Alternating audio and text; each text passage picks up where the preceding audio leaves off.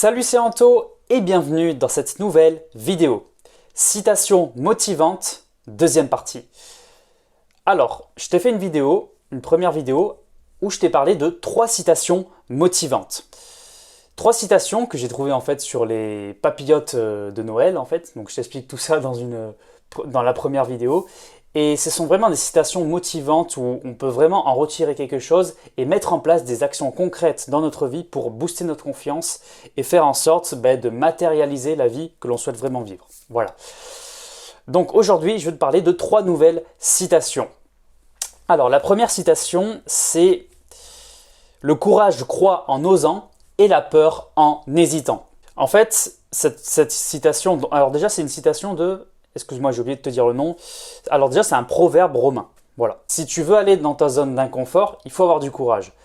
Le courage, c'est l'inverse de la peur. Enfin, c'est ce qui va te permettre de dépasser tes peurs, le courage. Et on en a vraiment besoin si tu as envie de décrocher des opportunités. Parce que les opportunités, elles ne sont pas dans ta zone de confort. Elles sont en dehors de ta zone de confort. Et peu importe ce que tu fais à l'heure actuelle, peu importe ce que tu veux accomplir dans ta vie, il y aura forcément des choses qui vont être inconfortables pour toi. Et pour justement aller vers ces choses-là, eh bien, il faut avoir du courage, il faut se mettre un bon coup de pied aux fesses et y aller, quoi. Et surtout, accepter que tu aies peur, pas dire « Ok, j'ai peur, c'est pas normal ». Non, c'est normal que tu aies peur. Par contre, ce qu'il faut que tu fasses, c'est dépasser cette peur. C'est la dépasser en ayant du courage. Et c'est ce que... Vraiment, cette phrase nous invite à faire, c'est avoir du courage dans la vie, peu importe, du courage pour aborder une personne dans la rue, du courage pour demander une augmentation de salaire à son patron, du courage pour parler en public. Voilà, du courage, on en a besoin pour tout, pour se challenger. Le courage, ça va aussi forger ton mental et ça va te permettre justement d'être une nouvelle personne chaque jour. Et chaque jour, on devient une nouvelle personne et on devient meilleur. Et ça, c'est grâce au courage. Et le courage va également booster ta confiance en toi. La deuxième phrase que j'ai notée, c'est « Le bonheur, c'est de continuer à désirer ce qu'on possède ». Une phrase de Nietzsche, ouais. Je ne sais pas si on se dit ça comme ça. Ouais, c'est un nom allemand, donc bon, tu chercheras sur internet pour voir comment ça se prononce, si tu as envie de le prononcer. Donc le bonheur, c'est de continuer à désirer ce qu'on possède. Alors dans cette phrase, il y a du vrai et il y a du faux. Il y a du vrai parce que c'est important d'être reconnaissant de ce que l'on a maintenant. Parce que ce que l'on a maintenant, c'est le résultat de nos actions d'avant. Et c'est important d'être reconnaissant, d'avoir un toit, d'avoir du chauffage, d'avoir de la bouffe, d'avoir les amis qu'on a à l'heure actuelle, d'avoir une famille, d'avoir de l'argent sur notre compte. Oui, c'est reconnaissant d'avoir tout ça. Et d'être en vie aussi, c'est reconnaissant de respirer, d'être là sur cette planète. Et ça, on n'en a pas conscience tous les jours. Et il faut en prendre conscience parce que la vie, c'est une perle rare. Si tu prends du recul par rapport à l'univers, tu dis mais purée, en fait, je suis en vie dans un endroit vraiment paumé dans l'univers. Et là, tu te dis mais waouh, on est en vie, voilà. Et il faut être reconnaissant de ça, d'être en vie de toutes les possessions matérielles que tu as, ton frigo, ton ordinateur, ton téléphone, de tout ce que tu as. Et c'est important d'être reconnaissant de ça. Et là, tu accèdes à un niveau de bonheur déjà qui est pas mal, qui est très très bien. Ça, c'est la clé du bonheur.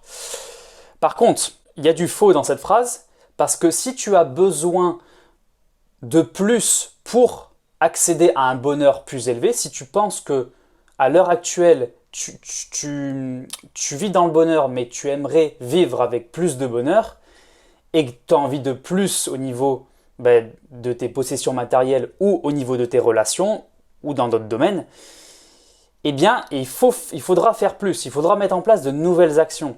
Et ces nouvelles actions vont te permettre d'avoir de nouveaux résultats et donc de nouvelles possessions, de nouvelles relations et donc accéder à un meilleur bonheur.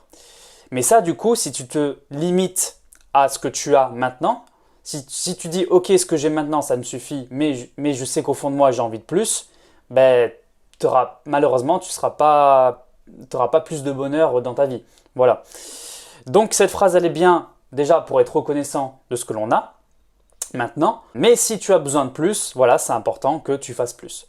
Par contre, si tu n'as pas besoin de plus, si tu penses que ce que tu as là maintenant, ça te suffit, et que tu es déjà à un bonheur très élevé, que ça te suffit dans ta vie, eh bien voilà, ne t'améliore pas, enfin voilà, reste là où tu es.